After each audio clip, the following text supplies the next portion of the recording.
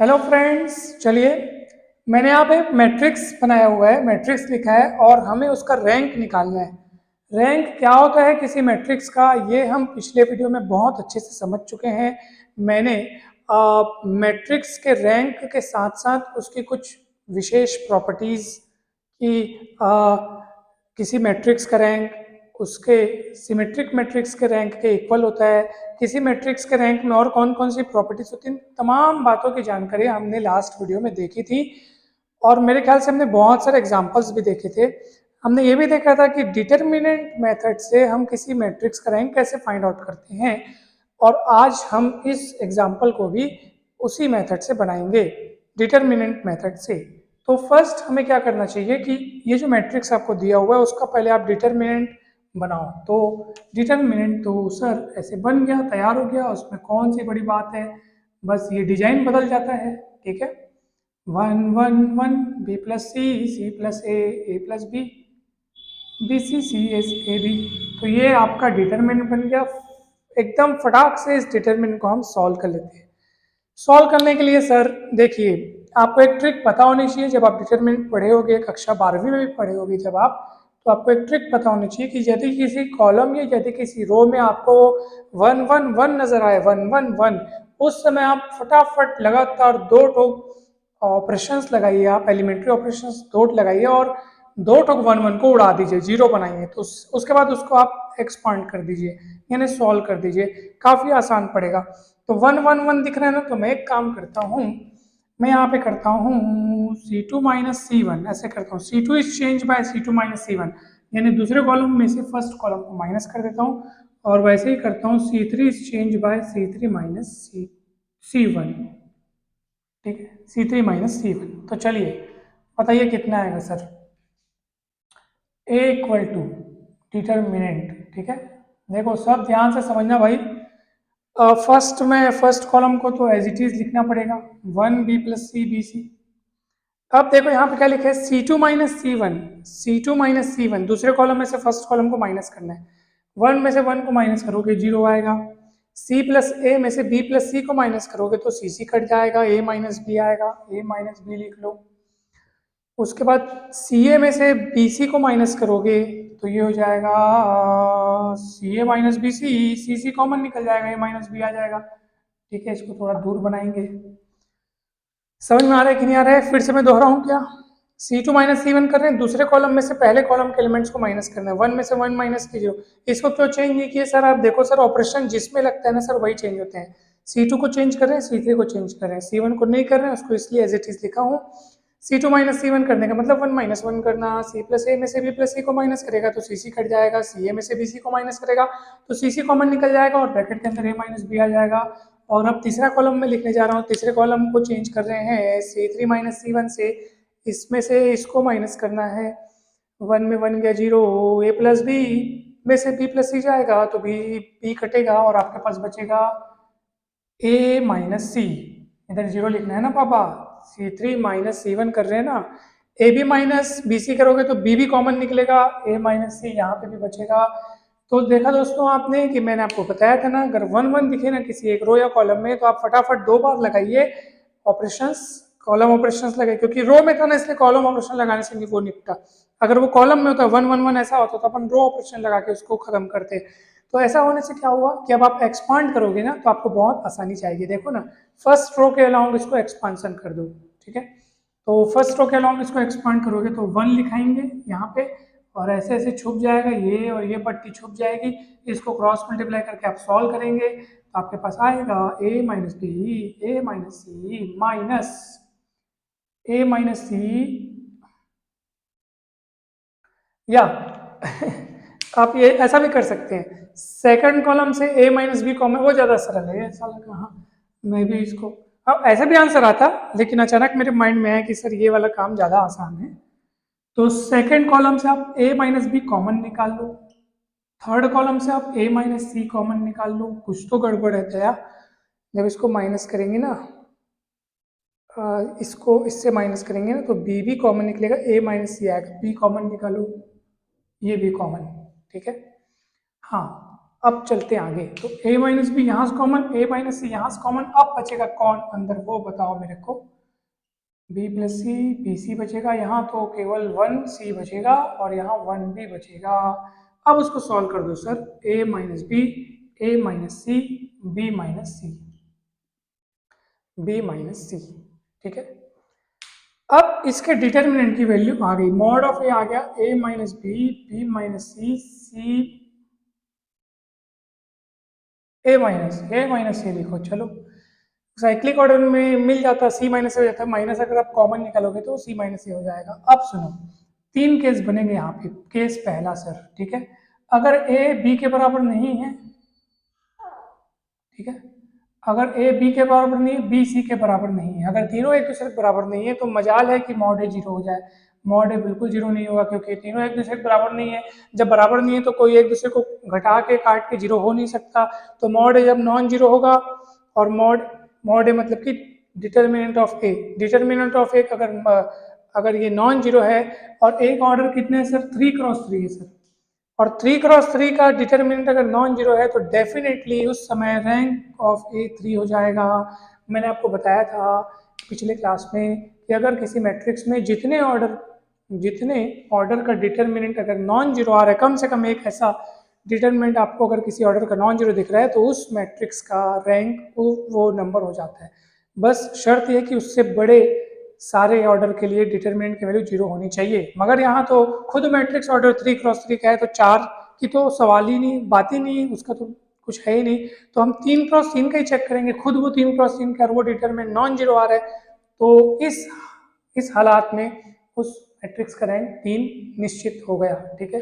अब सुनो case number 2, sir अगर ए बी या बी सी या सी ए, मतलब ए माइनस बी, बी माइनस सी और ए माइनस सी लिखा हुआ है, यानी कि हमारे पास कुल 3 जन हैं, ए बी सी। अगर इन 3 लोगों में से कोई 2 बराबर हो गए तो क्या होगा। मान लीजिए थोड़ी देर के लिए कि यदि कोई 2 बराबर हो गए, if any two of A B C are equal, यानी कि सपोज मान लो ए और बी इक्वल हो गया, ठीक है, या फिर बी या सी इक्वल हो गया, या फिर सी ए और ए इक्वल हो गया, तो क्या होगा सर। अगर ए और बी इक्वल हो गया तो ए माइनस बी जीरो हो जाएगा, और जीरो इंटू इतना इतना सब जीरो खत्म हो जाएगा। अब या अगर मान लो बी सी के बराबर हो गया तो भी ये जीरो होने के नाते ये पूरा इन मल्टीप्लाई होकर टोटल नष्ट हो जाएगा। या अगर सी ए के बराबर हो गया तो भी जीरो होना है, यानी कि या अगर ए बी या बी सी के बराबर है या फिर सी ए के बराबर है, उस केस में सर मॉड ए जीरो हो रहा है सर, जीरो होगा। और रैंक ऑफ ए 3 नहीं हो सकता, निश्चित तौर पे वो 3 से छोटा ही होगा। 3 से तो बड़े की तो बात ही भूल जाओ, कोई चांस मतलब कुछ है ही नहीं। तो रैंक ऑफ 3 जो होगा, सॉरी, रैंक ऑफ ए जो होगा वो 3 से कम होगा। अब 3 से कम होगा तो हम 2 को सोचेंगे कि इसका रैंक 2 हो सकता है कि नहीं हो सकता है, उस बारे में हम चर्चा करेंगे।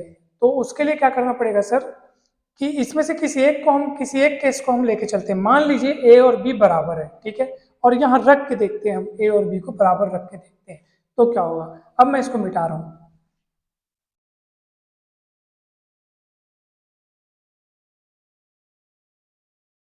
ए और बी को बराबर रख के देखते हैं सर क्या होगा, कुछ तो अच्छा होगा।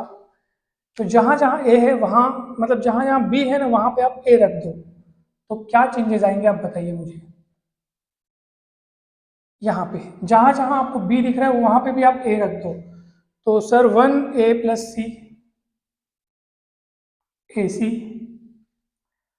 1c प्लस ए यानी वही ए प्लस सी, ए सी, और जहां जहां बी दिख रहा है वहां वहां पे आप ए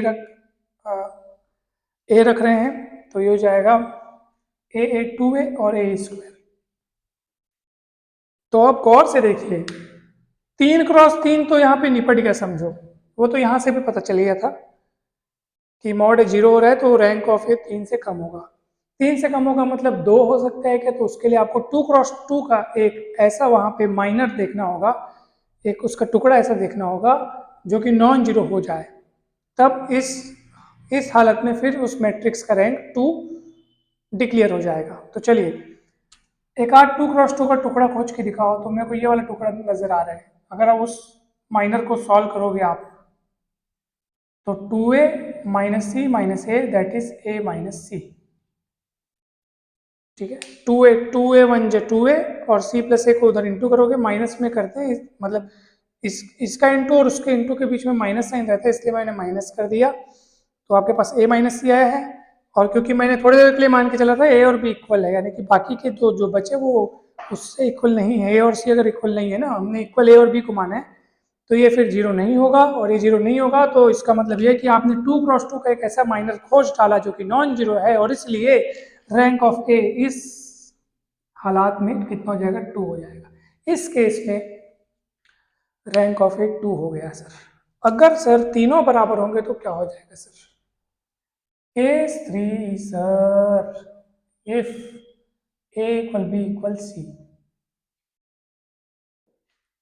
तो ए इक्वल बी इक्वल, तो पहली बात तो मॉड है तो निपटित क्या, जीरो समझो उसको, जीरो, पूरा खेल जीरो हो जाएगा। एक काम करते हैं ना, मैं एक काम करता हूँ, यहाँ पे अब तीनों बराबर हो चुके हैं ना, तो यहाँ पे ना जहाँ बी और सी है वहां पे भी ए रख के देखता हूँ क्या मिलता है। चलो देखते हैं, ए रख के देखते हैं। तो 1 1 1 A 2a 2a 2a A square A square A square. 3 cross 3 भी जीरो है, क्योंकि सारे देखो ना, first row second row third row column, first column second column third column same है, तो मॉड ए जीरो हो गया। किसी भी 2 क्रॉस 2 के माइनर को आप उठा लो, आपको जीरो नजर आएगा। उसको सॉल्व करोगे तो जीरो जीरो मिलेगा आपको। तो 2 क्रॉस 2 का भी एक भी ऐसा माइनर नहीं मिल रहा है जो नॉन जीरो हो, जिससे हम इसका रैंक 2 कह सकें, ऐसा नहीं हो रहा है। तो रैंक 1 होगा कि नहीं होगा सर? तो डेफिनेटली इसका रैंक, वही ऑप्शन बचा है सर, रैंक 1 तो होगा ही होगा, बिकॉज ये नॉन जीरो मैट्रिक्स है सर। ये जो डिटरमिन जो मैट्रिक्स आपको दिख रहा है, अगर इसका मैट्रिक्स क्रिएट करें, यानी कि ये वाला मैट्रिक्स, अगर इस मैट्रिक्स में मैं ए बी सी रख दूं, तीनों को इक्वल रख दूं, तो मुझे ये इसी रूप का ये वाला मैट्रिक्स मिलेगा, और वो मैट्रिक्स नॉन जीरो मैट्रिक्स है, इसलिए उसका रैंक कम से कम 1 तो मिलेगा ही मिलेगा। क्योंकि मैंने ये बात आपको बताई थी कि किसी मैट्रिक्स का रैंक जीरो सिर्फ और सिर्फ तब होगा जब वो जीरो मैट्रिक्स होगा, यानी नल मैट्रिक्स होगा, यानी उसकी सारी एंट्रीज जीरो होंगी, यानी उस मैट्रिक्स के समस्त अवयव शून्य शून्य शून्य शून्य शून्य होंगे, शून्य शून्य शून्य होंगे, तब बस सिर्फ उसी केस में उस मैट्रिक्स का रैंक जीरो होगा, अन्यथा कम से कम 1 तो होगा ही होगा। तो इस मैट्रिक्स का रैंक 1 हो जाएगा। ठीक, बहुत अच्छे से समझ में आ गया होगा, मुझे तो विश्वास है पूरा। डाउट हो तो पूछ सकते हो सकता है कुछ बातों को मैं अच्छे से नहीं समझ पाया, होता है, तो आप पूछ सकते हैं कमेंट करके। वीडियो अच्छा लगता है तो जरूर लाइक करें। लेकिन हाँ, आज मैं आपको एक होमवर्क भी देना चाहता हूँ, एक ऐसा सवाल देता हूँ जो इसी सवाल के जैसे बनेगा। आपको उसकी पूरी ऐसी चर्चा करनी है, उसमें जितने केसेस बनेंगे उसको पूरा आपको सॉल्व करके, जब हो जाएगा तो मुझे कमेंट करके बताना कि सर आपने जो होमवर्क दिया वो हमसे बन गया। ठीक है, तो वो सवाल ये है सर कि ऐसा ही एक मैट्रिक्स है, और मैं यहाँ पे लिखता हूँ 1 1 1, हाँ 1 1 1 ए बी सी, और ए स्क्वायर बी स्क्वायर सी क्यूब है, सॉरी ए cube B cube C cube. इस मैट्रिक्स का आपको रैंक बताना है। तो आप सेम प्रोसीजर अपनाएंगे, पहले उसका डिटर्मिनेंट, उसको सॉल्व करेंगे, सॉल्व करने के बाद कुछ केसेस बनेंगे, आप पता बनाइएगा। ठीक है, मैं इसमें एक क्लू दे देता हूँ कि इसमें आपके टोटल 4 केस बनेंगे, जैसे इसमें 3 केस बने, इसमें 4 केस बनेंगे। वो 4 केस कौन होंगे, कौन कौन से होंगे, ये आपको तब पता चलेगा जब आप इसका डिटर्मिनेंट बनाएंगे। डिटर्मिनेंट सॉल्व करके आप जब लाएंगे ना, तब आपको ऑटोमेटिक पता चल जाएगा कि इसके 4 केस कौन कौन से बन सकते हैं। ठीक है, तो इसके और एग्जाम्पल्स को आप, और क्वेश्चंस को, एक्सरसाइज के क्वेश्चंस को बना बना देखिएगा, आपको काफ़ी अच्छा लगेगा, आपका कॉन्फिडेंस बढ़ेगा, और आप के लिए टॉपिक, आपके लिए टॉपिक बहुत इजी हो जाएगा।